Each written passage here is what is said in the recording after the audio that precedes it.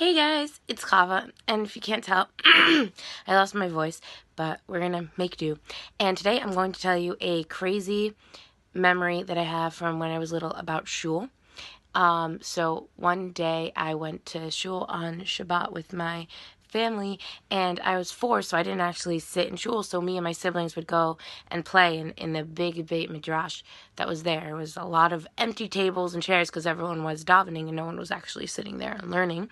So I went there to play with my siblings, and there was this man who left a little thing of Tums near his towels bag, and I and my sister is 3 years older than me, and she saw it, and she said, and she's like, "Oh, this is cute. Let's play a fun game." I don't know what she was thinking, but now she knew that she wasn't going to just like take a random pill and eat it.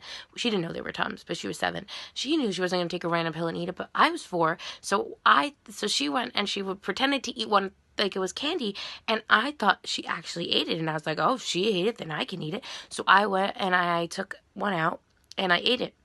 And then afterwards, my sister said, "You ate it?" And she thought I was going to die. She didn't know they were Tums. She didn't know they were, like, harmless. She was, like, so scared. And I thought when she was scared, I thought I got scared. And then I thought I was going to die. And it was, like, a terrible, terrible thing. Baruch Hashem, everything was fine, obviously, because it was just Tums. Baruch Hashem, do not ever, ever, ever take anything that is not yours and put it in your mouth if you don't know what it is. Because that's really, really dangerous. Like, medicine, do not do that. But Baruch Hashem, it was only Tums, but still, never do that. Very bad idea. And I didn't tell my parents about it for so long because we were terrified that we did something wrong.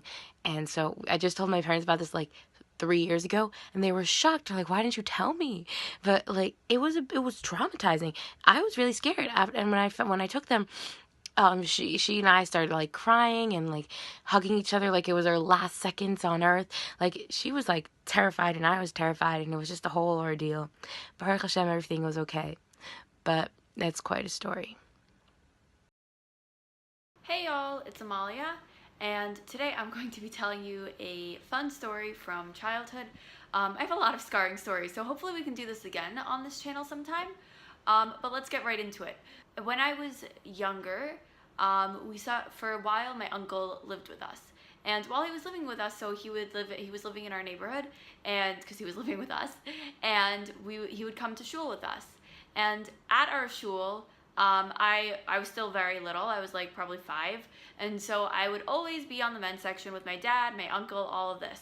And I was like I was not a sit still kid. I definitely wasn't like crazy or anything. I moved around. I was like nagging the candy man the whole time, like that girl.